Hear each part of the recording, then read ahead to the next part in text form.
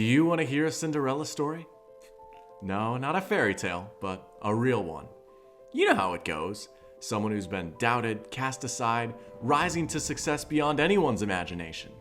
Sports loves a good Cinderella story. Now you might immediately think of March Madness, which is fair, but the NFL is no stranger to them either. Consider the 2022 Seattle Seahawks. After trading franchise icon Russell Wilson, they needed a quarterback, but there wasn't an obvious answer. They didn't have the first overall pick, there was no big catch of free agency, no blockbuster trade to make. So, they handed the keys to their offense to Geno Smith, who at that point was more famous for being punched in the jaw by his teammate than his ability to throw a football. Everyone had written him off. He didn't write back though. Incredibly, Smith put together a Pro Bowl season, leading the Seahawks to the playoffs and winning Comeback Player of the Year. A once-in-a-lifetime Cinderella story. Except, it wasn't. Consider the 2023 Tampa Bay Buccaneers. After losing Tom Brady to retirement, they needed a quarterback, but there wasn't an obvious answer. They didn't have the first overall pick, there was no big catch of free agency, you know the deal. So, they handed the keys to their offense to Baker Mayfield, who at that point was coming off the worst season of his career and would be joining his fourth team since 2021. Incredibly, Mayfield put together a Pro Bowl season, leading the Buccaneers to the playoffs and finishing third in Comeback Player of the Year.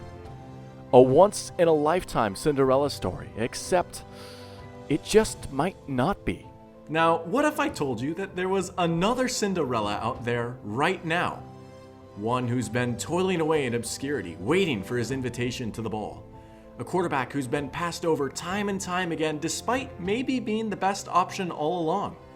One who's a perfect fit for a few quarterback-needy teams right now who don't have an obvious answer. One who's waiting for his Prince Charming to return the glass slipper. Ladies and gentlemen, this is the NFL's next Cinderella story, Jacoby Brissett. Hey guys, it's me, Dr. Pigskin, the doctor is in, and today we're going to be talking about Jacoby Brissett. Yes, that's right, Jacoby Brissett. The offseason is in full effect and the quarterback carousel is spinning, and while everyone is talking about Justin Fields this or Kirk Cousins that, I want to highlight who I think has the chance to be the next Cinderella quarterback in the NFL. I am enamored with Brissett. I think he's one of the most underrated players in the entire league, and I think that he absolutely deserves another shot to be a starter. I think he'd shock some people with how well he played.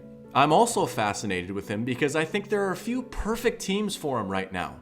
3 teams that are in the quarterback market that don't have an obvious answer, similar to the Bucs or Seahawks of the past few years. They don't have a top 5 pick, they might not get a big free agent, and Brissett would fit perfectly into their offense. And those 3 teams are the Vikings, Steelers, and Falcons. In this video, I'm going to highlight why exactly I think Brissett is so good and why he might even be primed for a Geno Smith, Baker Mayfield type breakout. We're going to dive into some stats, break down his game, take a look at a little bit of film, and we'll also analyze why I think he'd be such a great fit in those specific teams' offenses.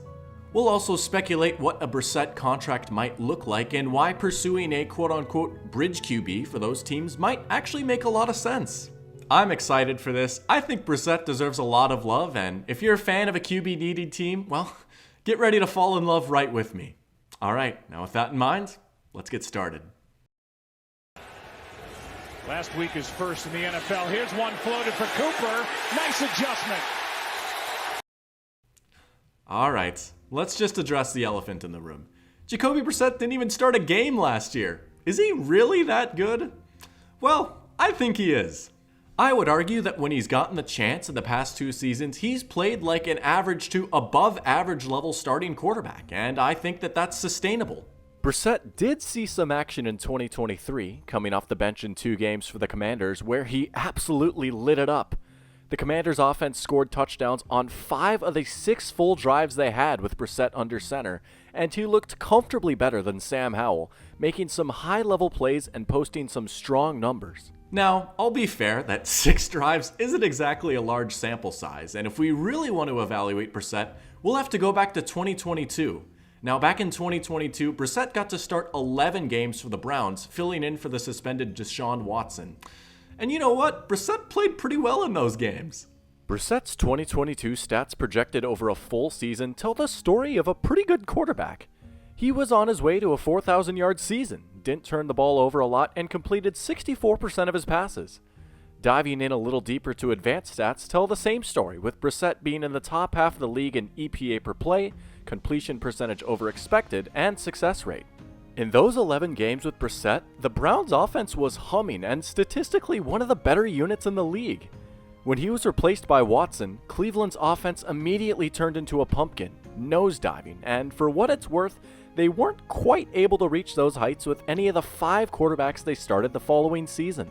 Now, those stats are nice, but they only tell a small part of the story, and it's fair to be a little bit suspicious when you're looking at a career backup. So, how did he look out there? Was he actually playing well, or did those stats lie? Well, I took the liberty of going back and watching tape from Brissett's 11 starts in 2022, and here's what I saw. When I watched Jacoby Brissett play, I saw an extremely intelligent quarterback who sees the whole field, can get through his progressions quickly, throws with anticipation, and has a great understanding of coverages and leverage. I saw a quarterback that doesn't have elite arm talent but can comfortably make every throw he's asked to, with a little extra juice to get the ball into some tight windows.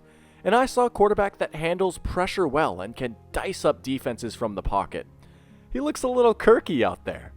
Let's take a look at a few plays that I particularly like. This first throw right here is a beauty, a 15-yard touchdown to Amari Cooper against the Patriots. This is a really well-designed play that Brissett executes to perfection. Now, obviously, I'm not a part of the Browns or Patriots. I don't know the exact play call or assignments, but this is what I see.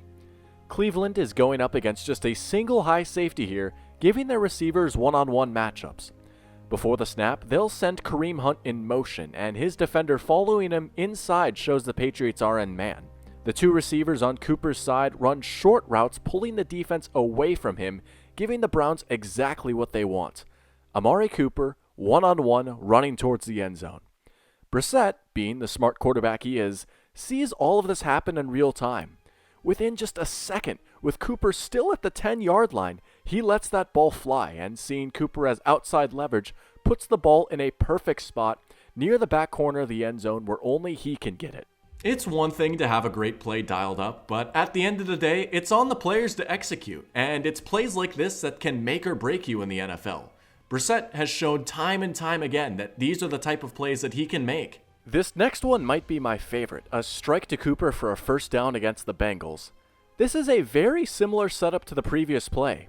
The Bengals also have one high safety and look to be in man coverage, so Cleveland dials up a nearly identical play from the Patriots game, hoping to hit Amari Cooper on a fade working one-on-one from the slot. Sound familiar? Here's the thing though, this time the Bengals are ready for it. Watch their safety, Von Bell, he's been watching tape. As soon as Brissett looks Cooper's way, he knows the deep ball is coming and turns his hips to take it away. If Brissett tries to make the same throw he did last time, it would be in an extremely tight window. Cooper might take a hard hit, it could even get picked off. No one is open, and the Bengals' defensive ends win quickly at the line, collapsing the pocket. They defended this play about as well as they could, and yet it doesn't matter. Instead of throwing it deep, Brissett puts the ball down near the sideline, knowing only Cooper can get to it, trusting his vet receiver to read the coverage and make the adjustment. This is as good as it gets right here. When the play is there, Brissett is smart enough to make the right read, and even if it's covered up, he can still beat you. Brissett can be described as a more traditional quarterback in that he thrives from the pocket, in structure, he's got a good arm and a good understanding of the game, but he offers even more than that too. I said earlier that Brissett looks a little quirky out there, but I think he brings something to the table that Kirk Cousins can't quite, and that's playmaking. If you've been keeping up with this channel, you know that I really value the skill of playmaking at the quarterback position. And it's a lot more than just being a big threat as a runner. It's picking up 5-yard scramble on 3rd and 4. It's buying that extra second just so you can find the guy open downfield. You don't have to be Lamar Jackson to be a playmaker, and I think Brissett is an excellent example of that. Jacoby Brissett is far from what I'd consider to be an athletic quarterback. His relative athletic score is actually one of the lowest in the league, and he doesn't really have a reputation as a mobile QB. But that being said, I was pleasantly surprised with some of the plays he was able to make out of structure. Brissett has a knack for using his legs to turn busted plays into first downs or, in some cases, even touchdowns. Check out this touchdown run against the Falcons. Brissett has two guys to beat here and uses a nice pump fake to get by both of them for the score. What he lacks for in pure raw athleticism, he makes up for with creativity and smart, decisive running. He's also really good at avoiding pressure and sacks. One stat that I really like to look at when evaluating quarterbacks is pressure to sack rate, which is simply just the percentage of pressured snaps that turn into sacks for a quarterback. It's a good way to measure how well quarterbacks handle pressure and if they create sacks that shouldn't be there. Well, in 2022, Brissett's pressure to sack rate was 17.5%, which was 11th best amongst starters, and it was even lower in the previous 2 seasons that he saw significant action. Even when his offensive line got beat, he was able to minimize negative plays, and that's a great skill to have. Jacoby Brissett's stats tell the story of a good quarterback, and his tape backs that story up. In my opinion, he absolutely should be a starting quarterback in the NFL. I really do think he's that good. But what really makes Jacoby Brissett appealing is not simply that he's good, but also specifically what he's good at. Jacoby Brissett's skill set is something that meshes very well with the offenses of the Vikings, Falcons, and Steelers. He brings a lot to the table that some of the other quarterbacks available in the draft or free agency can't quite do, and to me that makes him even that more valuable. Throwing it on 3rd and 1, looking deep for Peoples-Jones, into the sun, he makes the catch, down at the 1! I would love to see Jacoby Brissett under center for the Vikings, Falcons, or Steelers. And when I say that, I mean that literally, not as a figure of speech. I would quite literally like to see him under center. He is perfect for those teams' offensive schemes. The glass slipper fits. Brissett's strong 2022 season came while playing in Kevin Stefanski's offense, which is kind of like the sibling of the Shanahan offense, or as some of you might know it as, the NFL's meta. It features a lot of play actions, designed rollouts, working under center, you know the deal. Brissett was a great fit for Stefanski's scheme, comfortably running all these concepts. And you know what? The Vikings, Falcons, and Steelers also heavily feature these concepts in their offense.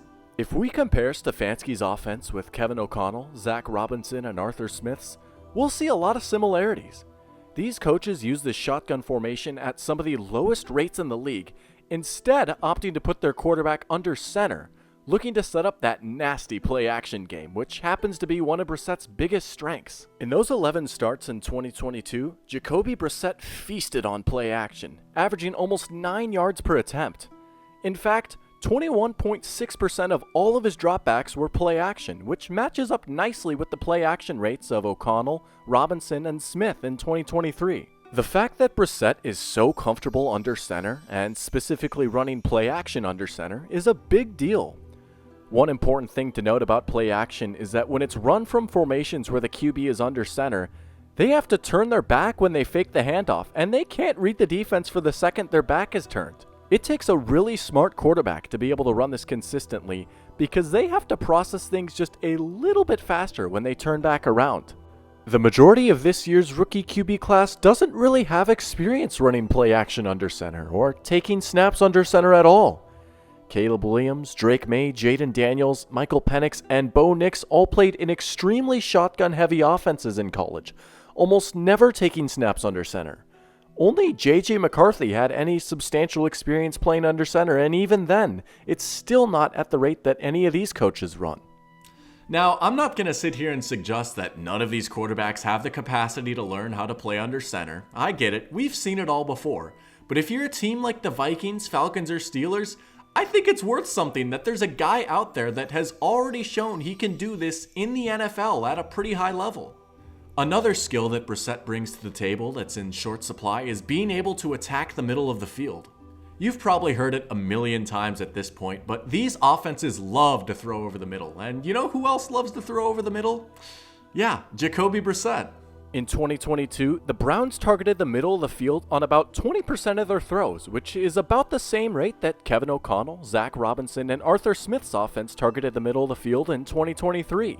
Brissett himself boasted a stellar passer rating on these types of throws, well above the league average. One player that I've seen linked a lot to these teams, especially the Falcons, is Justin Fields, and while I do think Fields is an intriguing talent, it's worth pointing out that throwing over the middle has been one of his biggest weaknesses in the NFL thus far.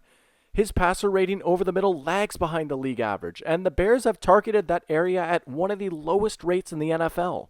Now again, I'm not going to sit here and say that Justin Fields is never going to learn how to throw over the middle. But once again, if you're a team like this, it's worth something that there's a guy out there right now that has already shown that he can do this in the NFL. Once again, Brissett is looking a little Kirky out there with the things that he's good at. And yes, I know that Kirk Cousins himself is a free agent, but only one team can get him. These other two teams are going to be odd ones out and having to hope that they can get someone in the draft or just kinda make do. But with Jacoby Brissett, I don't think that you just have to make do. Based off his ability and skill set alone, I think he would be a huge asset to one of these teams. But think about what else he brings. The savings. Oh, the sweet, sweet savings. I think this is going to be a bad football team. I think this is going to be a bad football team. And we know that the post-Brady era, I can only imagine what Mike Evans and Chris Godwin are thinking going from Brady to Baker Mayfield. Now, so far, all we've talked about is Jacoby Brissett, the player, and what he brings to a team, and that's all very enticing. But what's just as intriguing is what he saves you as an organization. One of the biggest benefits of a quote-unquote bridge quarterback is not only what the team is getting, but what they're able to keep. For example, signing Jacoby Brissett would be a lot cheaper than signing Kirk Cousins, and signing Jacoby Brissett would cost you infinitely less draft capital than, say, trading up for Jaden Daniels. Let's take a look at some of the recent contracts given out to the other quote-unquote Cinderella quarterbacks. The two referenced in the intro of this video, Geno Smith and Baker Mayfield, both got one-year deals, with Smith getting $3.5 million and Baker getting $4 million. Heck, you could even go back a few years further to when Ryan Tannehill joined the Titans and see a one-year, $2 million deal. Dirt cheap, one-year contracts seem to be the trend. Here's what's interesting. Brissett actually got a contract like that with the Commanders last season, signing a one-year, $8 million deal. Noticeably more expensive than the other contracts, but still very cheap compared to the other veteran quarterbacks. And he'll certainly be cheaper than some of the top names available this offseason. PFF currently projects Brissett getting a one-year, $6.5 million contract this offseason. When comparing the projected cost per year, that's cheaper than Gardner Minshew and much, much cheaper than Baker Mayfield or Kirk Cousins. Brissett is a poor man's Kirk Cousins, and I say that in a complimentary fashion. With Brissett, you're getting a very similar player whose skill set and ability isn't quite as far off as some people might think, a player who's 4 years younger and not coming off an Achilles injury, and one that would come at about a fifth of the cost. That potential money saved is a big deal for these three organizations, as they're all in kind of awkward spots. They've all got talented players and solid rosters that are kind of ready to compete, but not quite there at the level of a true championship contender. That money saved can be used towards improving holes on their roster, as well as retaining the players that they already have for future years down the road. Now I know what you're probably thinking. Well, doctor, the best way to save money at the quarterback position is by taking a rookie quarterback with that rookie contract. And yeah, you're absolutely right. You would save more money if you drafted a quarterback because of the way the rookie wage scale is set up. But what you don't pay for in cap space, you pay for in other ways. Like I alluded to at the beginning of the video, these three organizations are in kind of a tough spot for the upcoming draft. The Falcons pick 8th, the Vikings pick 11th, and the Steelers pick all the way down at 20th. Now that for sure puts them out of range of the tier 1 quarterbacks in this draft class unless they trade up for one, and even then, that's not quite as simple of a process. For one, it takes two to tango. It's easy to suggest that, a team should go trade up for Drake May or Jaden Daniels, but that requires another team to say yes. The top 3 teams in this draft, the Bears, Commanders, and Patriots, are all in the market for a quarterback, and I don't think it's inconceivable to suggest that we see 3 straight quarterbacks up at the top. But even if a top pick did become available, that's a very steep price to pay. Based off the recent trades to move up in the draft for a quarterback, a move to get one of the top prospects would cost multiple first-round picks and a little more sprinkled in. Last year, for example, the Panthers moving up 8 spots to the first overall pick cost them their 9th overall pick, their 2022 second round pick, their 2024 first, their 2024 second, and DJ Moore. 4 draft picks and a high-end wide receiver. When the 49ers traded up 9 spots to the 3rd overall pick in 2021, it cost them their 2021 first, their 2021 third, their 2022 first, and their 2023 first. The Steelers trading up from 20 is almost certainly out of the question, but this is about the price it would take for the Falcons or Vikings to break into the top end of the draft. It's a very similar price that the Rams paid for Matthew Stafford. That trade worked out for the Rams, but this was very, very different circumstances. The Rams were coming off a season where they won a playoff game, and it truly did feel like they were just a quarterback away from being a Super Bowl team. I don't think we can really say that about any of these 3 teams. I don't know that the Vikings, Falcons, or Steelers are quite in the same position where they can be that aggressive and mortgage 2 or 3 future first-round picks. Those first-round picks would really come in handy for improving holes elsewhere on their roster, and if they choose to trade them away, that kind of limits how they can get better over the next few years. Signing Brissett might not be a super exciting move, but it might make the most sense for these organizations in the long run. And look, I get it. Should a team sign Jacoby Brissett, would they win the Super Bowl? No, I really don't think so. But I don't know that any of these teams would be in the position to win the Super Bowl with any of the guys that they might get. They're all good enough teams, but more than just a quarterback away, and they need to all focus on other spots of their roster too. Signing Brissett would save a lot of money, which could help them spend in free agency, or perhaps more importantly, retain the players that they already have, and it would save draft capital. These teams could go BPA in the draft this year and keep their future picks for later years. And you know what? As I made very clear earlier on in this video, I think he's pretty darn good too. I think a lot of people would be really surprised with how well Jacoby Brissett would play on any of these 3 teams, and I think that they would all have a legit shot to make the playoffs. I think that their offenses would still be pretty good, and given his skill set and abilities, he'd be a great fit in any of their schemes. People use the term system QB in a derogatory way, but I think he'd be an awesome system QB. I love a good Cinderella story. It's one of the things that makes sports so captivating to me. And I think we've got one right here in Jacoby Brissett. I just hope one team gives him a shot. Thank you guys so much for watching. I really hope you enjoyed today's video. Let me know down in the comments below. What do you guys think of Jacoby Brissett? Do you think there's something there? Do you think I'm full of hogwash? Would you want your team to sign Jacoby Brissett? If you're new, feel free to subscribe and check out what else I've got going on. I'm really excited with what I'm building here. I'm excited to be moved into my new place. Some of you guys might notice I've got a new studio set up, and I can't wait to see what I make in here. We're really building something here, and I'm always welcoming new members to the Dr. Pigskin family. Alright, that's all I've got for today. Thank you guys again so much for watching, and until next time, the doctor is out.